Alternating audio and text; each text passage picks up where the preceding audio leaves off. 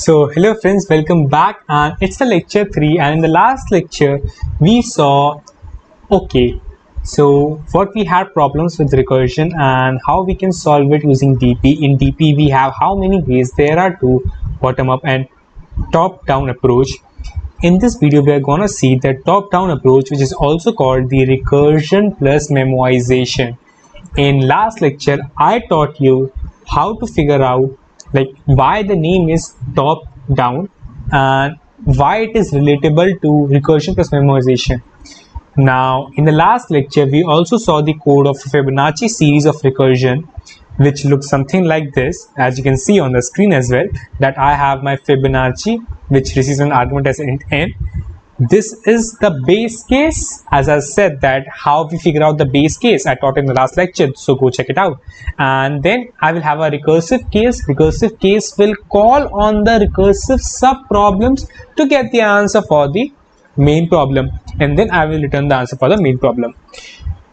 Okay, so in the last lecture we also figured out the problem, which was the repeating sub problems, as you can see here. So if you don't remember, in the first lecture I showed you some circles, right? Then I showed you another figure in which I told you to get the answer in a blink of an eye. So I showed that you should store the figure and its answer in your memory.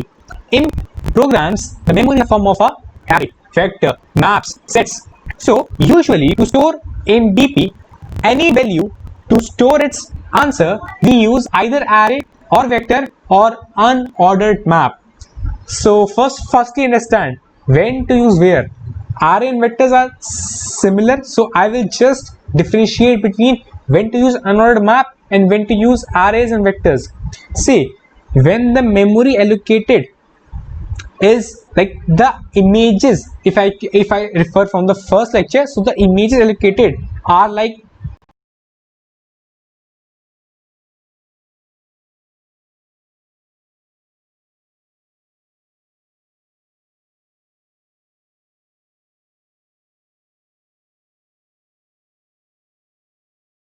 1, 2, 3, 4, which means all the images are allocated, which means the if my array is of size suppose n, so all the values are used for mapping. If it is something like that, so you should use array or a vector. But if some random values are being accessed and you need to have a mapping of those random values, so you should use a unordered map. So yeah, like in future you will obviously understand that okay, in the case I applied another map and in the case I applied at array of vectors, but for now like I have shown you that okay, how you can actually store it. Now what I need to store, finally what I need to store, firstly when I am, see, my main aim that I will not compute f of 3, right? Very fine. So I will not compute my answer for 3, as I can see here, because see, for 3 I will go on to its whole depth, but here if by anyhow I can store the answer for 3. So see, to store the answer, which means to store in the memory, I will have my DP as my array, right? Then to store for what? To store for 3. For 3 means for any value, which means n, right? Then to store, I have to map this 3 with what? With its answer. So actually I need to map it with f of 3. So it should be f of 3, which means f of n, which is actually this answer. So it is this. So it is how you will store the value. Now you might say, okay, Arun, if see, when I will store it, basically, because Arun, as you told in the last lecture, let me erase this. So as you told in the last lecture that it goes from 5, then goes to 4, then goes to 3, 2, and then 1. But actually for now there is no value in our DP. So to represent that I don't have any value in my DP, firstly I will make my DP of, let's suppose, of any size. Suppose if let's suppose that my n at max can go up to 100. for now. Sorry. So if I, let's suppose that my n can go up to at max 1e5, let's for take now 1e5. So I will make my dp size as something like that. So I usually take size just 1 or 2 meter. Very fine. So 1 2 3 4 5. Yeah, now you should understand that in first case, when it means when it is arriving in the first time, then I don't need to return anything, which means that I don't need to check in my dp. So I should have a value initially in my dp which can state that okay, it is the first time, the value is not stored for now, so I need to find the value for now.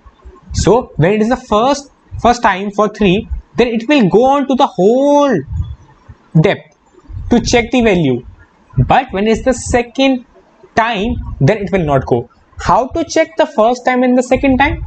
So for checking that, we have this memory, which means that we have our dp array. Now in our main function, what will we have? We have n, and then we will call Fibonacci of n. Very fine. Before calling Fibonacci, I will memset my dp as -1. Now you might ask, okay, Arun, what is actually a memset? See, memset means it will set the memory of dp to -1 all the size, which means that your size of dp will be set to -1 of whole dp size. Very fine. Now how it will help me? So initially, see, initially if I make my dp right here, then like I am making my array right here. So for 0 1 2 3 4 5, let's take for case that for 5 I need to find out, right? Then it will go on to 4, then 3, then 2, and then 1. As you can see that it's a base case, so very fine that it will return this. So I will return basically this. So either I can store it in my dp right here, or like I may not be, because basically it will return my answer. So for now, like actually if I wanted, then I could be able to write here dp of 0 is 0 and dp of 1 is 1, but it will not matter as such, because it's just a recursion, and in recursion, before entering my answer, whensoever it will reach n equal to 0 and n equal to 1, it will return r 0 or 1. So yeah, now when it is for 2 case, then when it will find the answer, so first time when it is finding the answer, our dp of 2 is actually -1 because it's the first time. So I will check if my dp of n, if it is -1, so I need to go on, but if it is not, then I need to return. Now I will show you how. Yeah, so now as it is -1 initially, so it will not go in this part. It will go on to below, it will find the answer for 2, then it will return the answer. But if it will return the answer and I am not storing that answer, what's the use of making a memory? So before returning, just before returning, I will store it in my dp of n. So it will look something like this. dp of n is equals to my answer. dp of n is equals to my answer. Now you might wonder that, okay, Arun, you are actually storing the answer for n, not of 2, but you are saying for 2. So see, when the iteration is for 2, so answer will be stored for 2. When the iteration is for 3, the answer will be stored for 3. Now when I am having a function call for 5, then it will have for 4 and 3. For 4 it will have for 3 and 2. For 3 it will have for 2 and 1. So for 2, see, for 1 it will simply return back. For 2 it will find the answer stored in our 2, which means this. It will store the answer, which means it will have 0 and 1, so it will store 1 right here, and then it will move to 3. For 3 it will again find the answer for 2 and for 1. For 2 it will find from the dp. For 1 it's the base case, so it will return from here. So for 3, answer is found from the dp array, because now it is not -1. See, initially initially it was -1 -1 -1 -1 -1 -1 -1, but now on 2 I have value as 1, not -1, which means that actually I have obtained some value at 2. No need to compute it again, right? For 3 it will find the answer for 2, and for 1, it's the base case, so it will return 1. For 2 it's actually computed, so it will return 1. So for 3, for 1 it will return from here, and for 2 it will return from here. Now for 3 the answer would be 2. For 4 the answer will be computed from 3 and 2. For 3 the answer is already computed, which is at 2. So it will compute it and it will say okay, it is 2. Then for 2 it is 1, so answer will be added, it gives us 3. See, it is moving, it first of all it moved down from 5 3 from 5 4 3 2 1, and then when it's returning it is storing that, so that whensoever it will find that value again in future, it will take from our array and not compute it again. That's the reason we are storing it in our this form. Now for 5, as we can see that it will call 4 and 3, it will check okay, both are already computed, so I will not compute it again. So 4 gives us answer as 3 and 3 gives us answer as 2, so adding that will gives us 5. And yeah, so by this, as you can see that in this you are not computing 3 again, you are not computing this 2 again, only you are computing for 5 4 3 2, and now this 2 is actually stored.